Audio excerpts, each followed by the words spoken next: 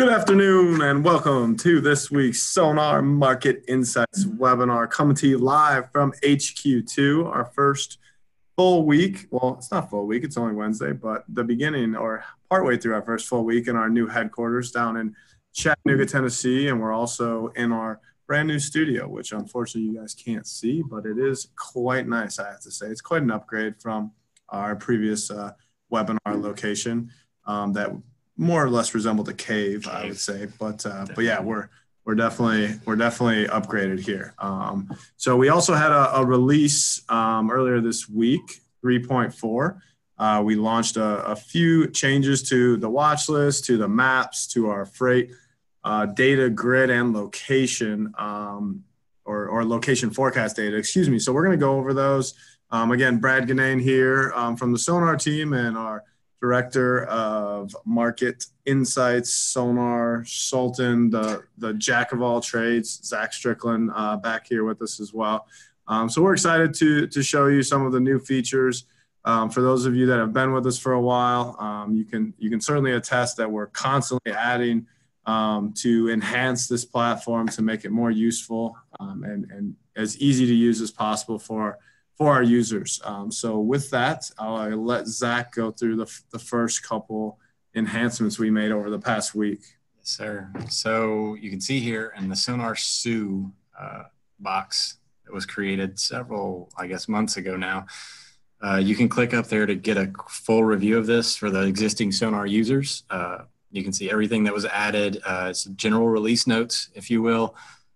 Basically, it tells you all the fixes and new small things. I'm not going to go through every single line item here, but you can get all of that a lot of that information from Sonar Sue, our Orca that sits up here in Sonar itself. But I am going to show you and give you a quick demo of some of the new features here at the top. So we added air temperature. So this is the continuing effort for us to bulk up our weather presence, and we're going to start making connections between this and the freight market, because weather, as most people know, is has a huge impact to the freight market, especially in terms of catastrophic events such as hurricanes and whatnot, but also winter weather and icy conditions. Wind is actually more of an issue than most people would consider outside of the industry. Any carrier has had several trucks blow over in the past. And so we keep this weather. I mean, we have an on-staff meteorologist here to help us refine this data as well and make sure that we're adding the right stuff and it's also relevant. So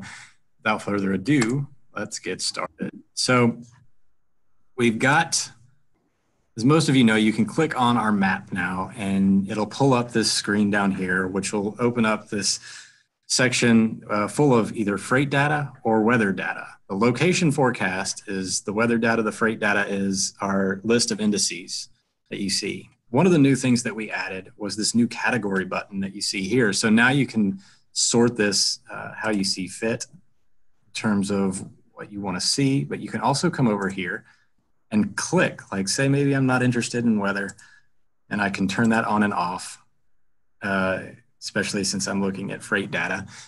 Don't necessarily need energy, so I'm going to go through here and effectively click off the things that I'm not that interested in on a map level. So you can clear this out to suit your needs, and it's very customizable, very useful in order to basically start your day with the most relevant information for you, whatever you are interested in. I think that's a pretty helpful little tool. Yeah. And go over here to the weather data, and we've added this new air temp. So before we added road temp, which is actually more relevant than air temp in most situations because of the impact of road temperature on truck driving. If the road conditions are below 32 degrees, for instance, it could be snowing, it could be raining, but if the road temperature is 29 degrees, that rain will freeze on the surface, creating an icy condition. If the road condition is, or the road temperature is 35 degrees and it's snowing, you can then see that it's actually not going to impact your driving ability in that area. So any freight dispatchers or carriers that have an interest in, getting ahead of the weather situation out there can look at this to get a better idea. And it again goes 48 hours in the future. And now you have air temperature to help you, kind of pair that with, and there you go. Yeah. We can also expand that with this button up here to give you a better idea. So you can look each hour just like you can on a lot of weather apps, but this is obviously very freight oriented with the road conditions. I don't know of anywhere else that you can get road temperatures and road conditions through an app, but now you have air temp to look at. And another cool feature, you click on this squiggly line button over here, you can get a chart over the next couple of days of air temps and road temps. So there you go. Air temperature is in the light turquoise color, and the road temperature is in the dark blue. These two work together, obviously. So having the air temp there will help you better understand it. Now, this down here is your road conditions, and it's coded to the specific colors up here that you see in those roads. So the blue would be wet, the green would be dry, and then you have pink and various versions of red that'll help you understand if it's icy or not. There's your precipitation forecast. I don't think we've presented this whole thing before in its totality, but So. we're about to make a lot of new upgrades to the map and the weather section coming up here in 4.0. So be sure to pay attention to this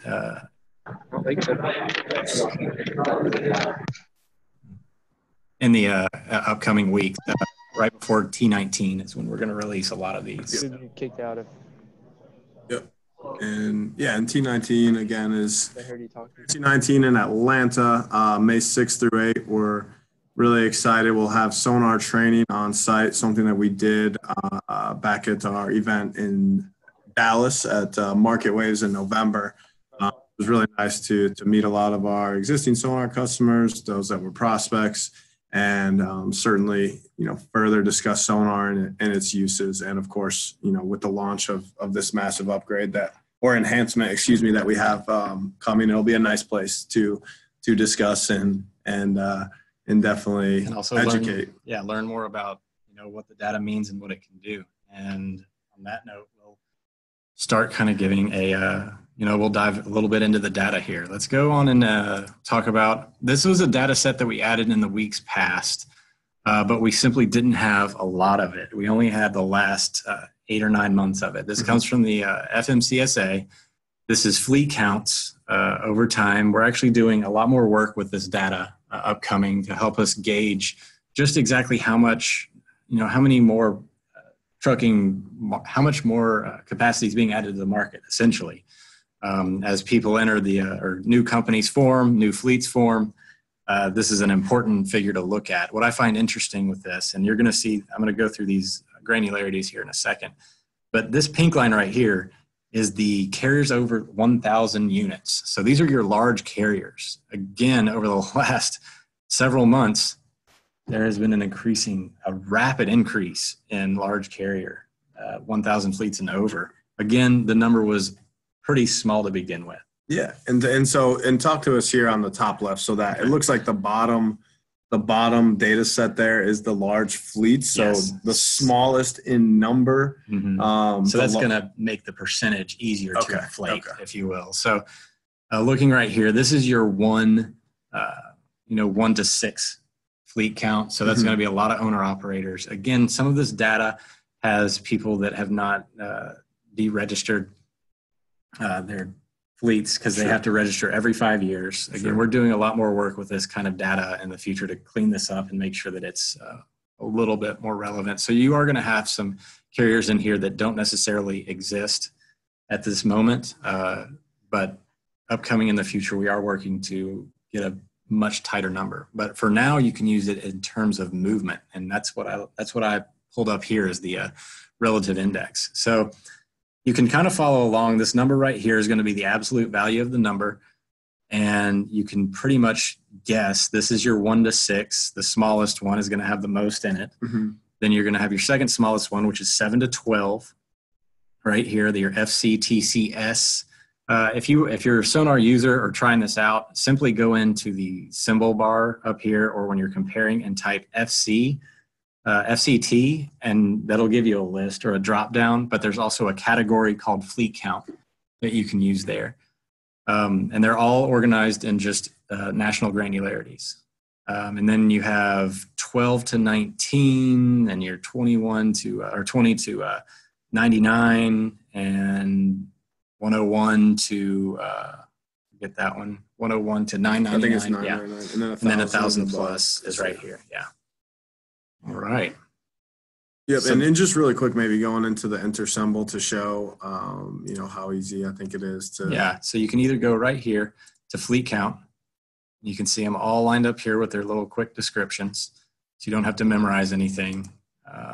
Or you can just simply type FCT, and there you go. They're all right there.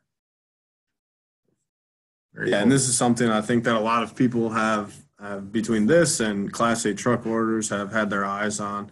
When everyone talks about added capacity and the effect that has with volumes and rates in the industry. So it's something it's kind of a long-term, more strategic data set. That is along with the truck orders information that we have, net truck orders.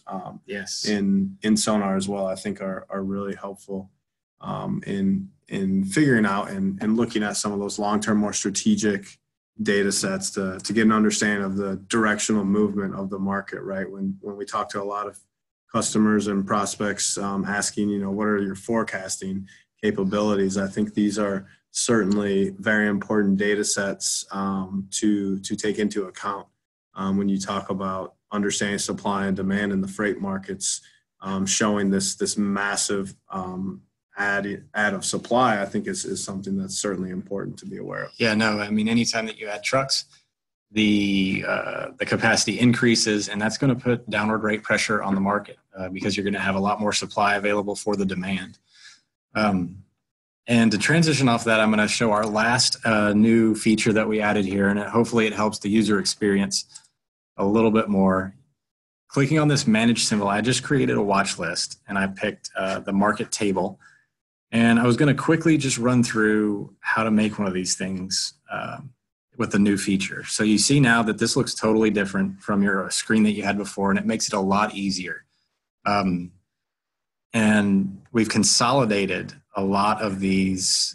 These were all over the place in the first version, and now they're right up here up top. So you can go down here and you can make your watch lists, and all the watch lists look the same. It's not just the market table, but all of them look the same way.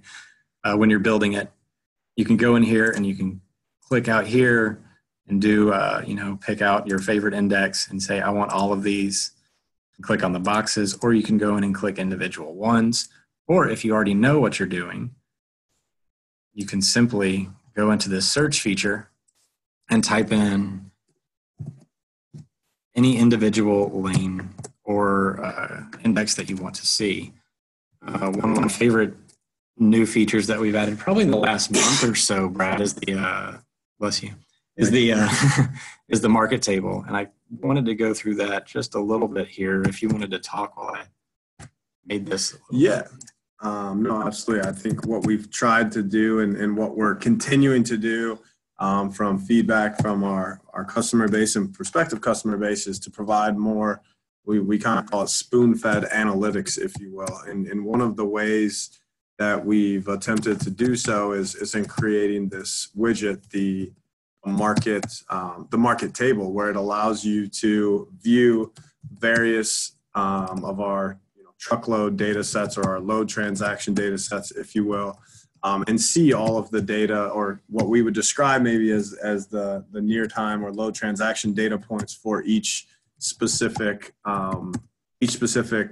region, market region, as Zach adds a couple of those data sets for Atlanta, LA, Dallas, Chicago, so you can view them all in one place and see how they're changing in relation to each other across multiple data sets, which I think has certainly been something that we've heard the feedback and we're trying to represent. And this is the first iteration of this data set, as you see, pulling in and looking at the head haul index, which measures outbound volume of a market minus inbound volume. So trying to give you that visual of what inbound, outbound load volume looks like, and then kind of capacity's reaction to that in the next column with the tender rejection data set, and then your outbound tender volume as well on its own, it looks like, is the third column that we have in there.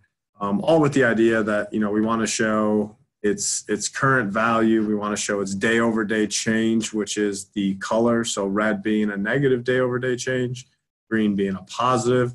So we can start to build these market regions, if you will, and what data points or what data sets are moving in a volatile direction and how many of them. So I think it leads us to the conclusion of, how important or how volatile is this movement based on the number of data sets that are also moving in a similar direction. So maybe Zach, just to go through maybe Atlanta, it looks like, and then maybe LA to just kind of go through and show what exactly you've built here. Yeah, the purpose of the market table, and these are going to be more static. So setting them up is going to take you it's going to take you a little bit longer to do these in the beginning to set it up. But once you get it set up, these are made essentially for people who are operating in the same spaces. So say you're a carrier and you're looking, to see what you have a shipper that operates out of Los Angeles. You're looking to see what that market's doing today because you got 10 loads on the horizon that you've got to make sure are covered. Maybe there's some potential on a spot market. Maybe you divert a little bit more capacity out there. You don't know. So you build these market tables to, I've picked some of my favorite indices. These are the higher level ones: OTRI, Outbound Tender Rejection Index, Outbound Tender Volume Index, and the Head Haul Index. These are going to be the ones that carriers are most interested in terms of trying to gauge where the best chances for finding additional loads are and where you're going to be able to, have the most opportunity to utilize your truck, specifically on the spot market or not. So as tender rejections go up, this is an indication that there's an increased opportunity for spot market presence as other carriers are declining loads more often.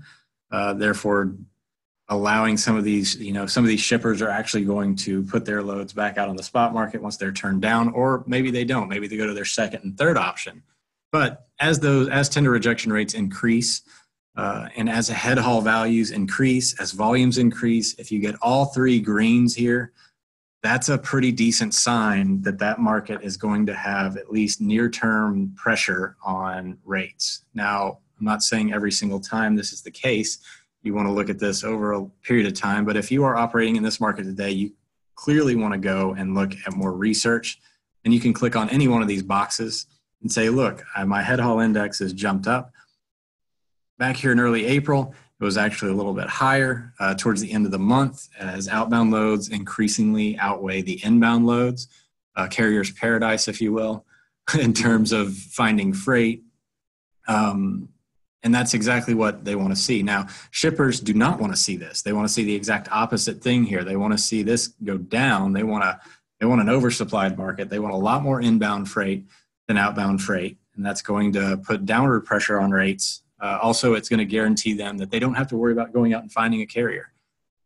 So right now, Los Angeles is showing at least early signs. And again, to do this appropriately, you want to weigh the near-term and the long-term impacts of capacity fluctuations, as you are going to have some more near-time problems with others. And I've pulled up Atlanta and Dallas and Chicago because these are some of the biggest markets in the country. They're all top 10 markets, Atlanta being the second biggest market in the country.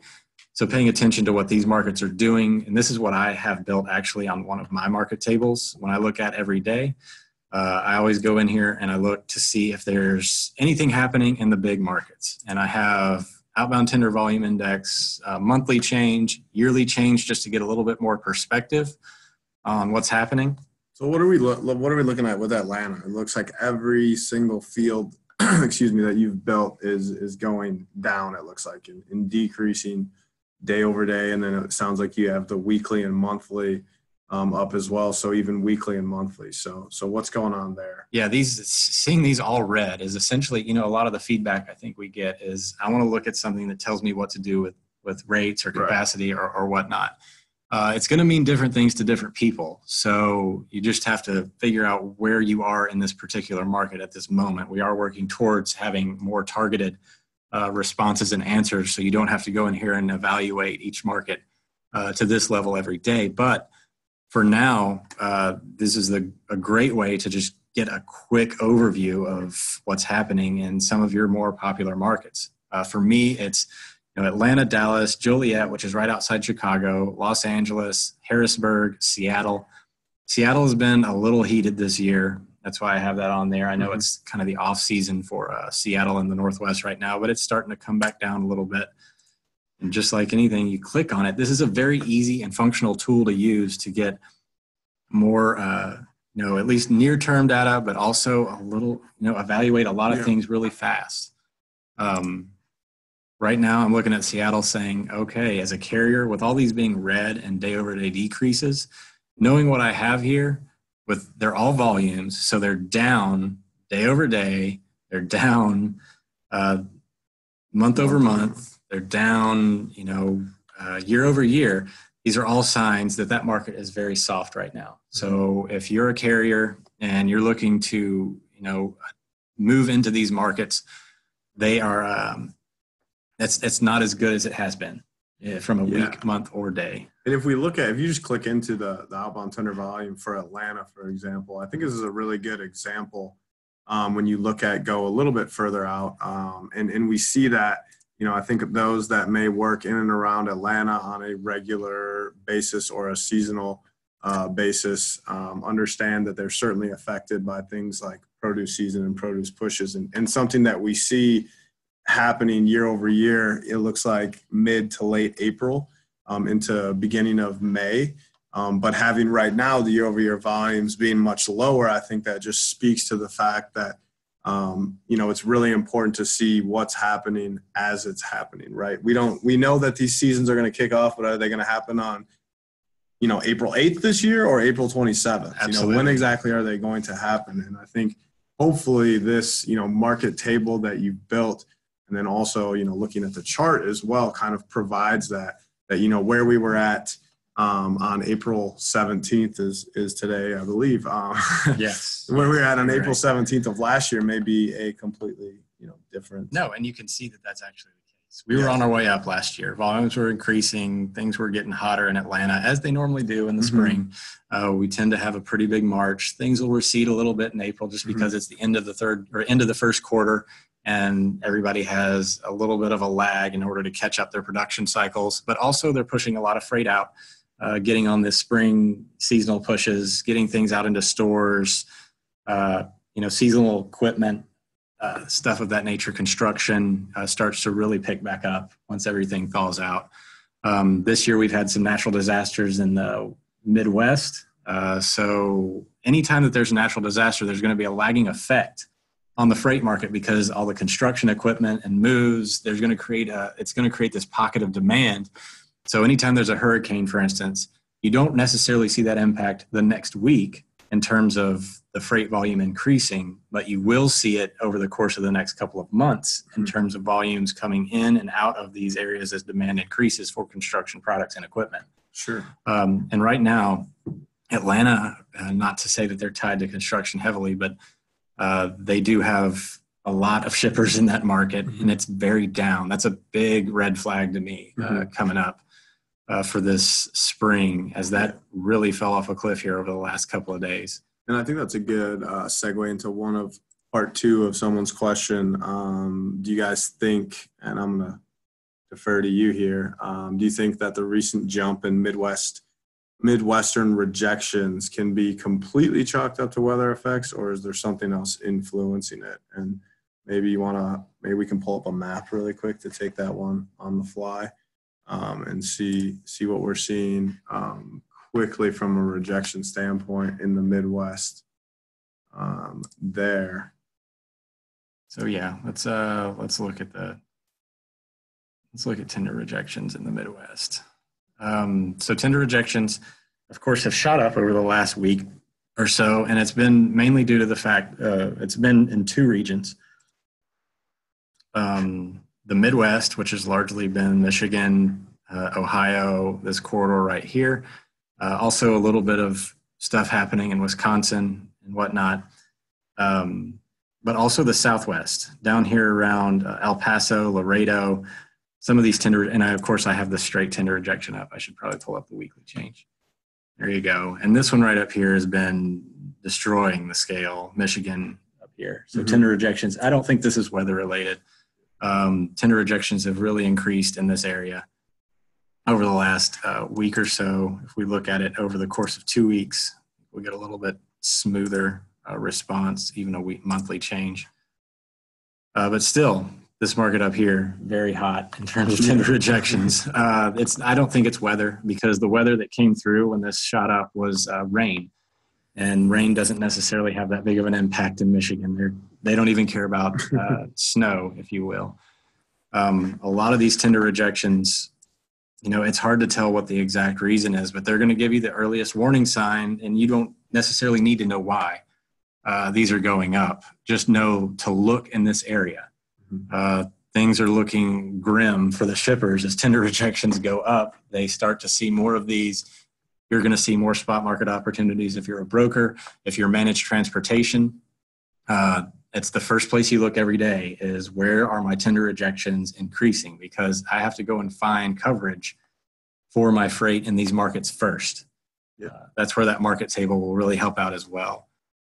So no. Absolutely. Yeah. And then maybe quickly to follow that up, a question surrounding the national local tender rejection index, which we probably have to go to a chart for that. And to be completely honest, full disclosure to our viewing or listening audience, I haven't looked specifically, local, not long haul, C-track. So let's see what that one's doing really quick and take that on the fly. And yeah, it does look like they had a little bit of a bounce from 2% to 4%, which certainly is quite an increase. Yeah, so the local tender rejection index, for those of you that don't know, is the 0 to 99 mile band. So we've had a significant increase in local tender rejections for the course of a few days. And it was probably due to, since tender rejections are so low, they're going to be a lot more sensitive. For those of you that know how percentages work, they're going to be a lot more sensitive to any individual markets or several markets. There's going to be a handful of markets that probably were responsible for this. A 1.73% tender rejection rate is exceptionally low. It will not take a lot of pressure to move that higher. As some of the, it's pretty volatile at this time of year. So they've probably had quite a few carriers start to think maybe they can get some longer haul moves. Over the winter, you generally take whatever you can. There for a period of time, it looks like we've had a few instances out there that, especially spread throughout the country, we've had a lot of regional freight movements over the winter. Sure. And carriers might be getting tired of going 99 miles. I can see that. See that. And then truckload minimum rates. And then kind of a follow-up to that one as well.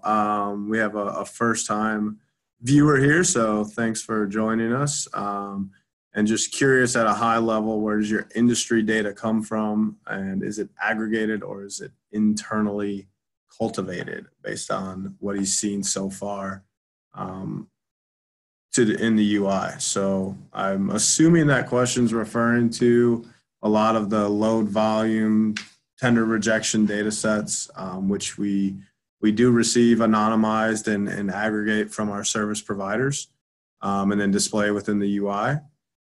So hopefully that answers it at a high level. It is aggregated, and it comes from completely anonymized. We have no idea who the users are of the data, but it's mainly software providers that give us a lot of our data. So yeah, we aggregate it, and then we do, there is a team of data scientists here that do a lot of work on some of this data in order to make sure that it is clean and representative of the sample that we're seeing. We remove a lot of outliers, things of that nature, to make sure that things don't totally distort the data or information. We've tested it thoroughly, and we make sure we're constantly trying to improve it as well. And when we do, we let everybody know. Definitely. Hopefully that answers. And again, if you have further questions, freightwaves.com/sonar, you can get in contact with us there. We'll kind of take time here. I think we're pushing up on time here. So any questions further, please hit your Q&A at the top of your launch Zoom to meeting, and you can ask us questions here on the air. Again, if you want to take it offline, freightwaves.com/sonar.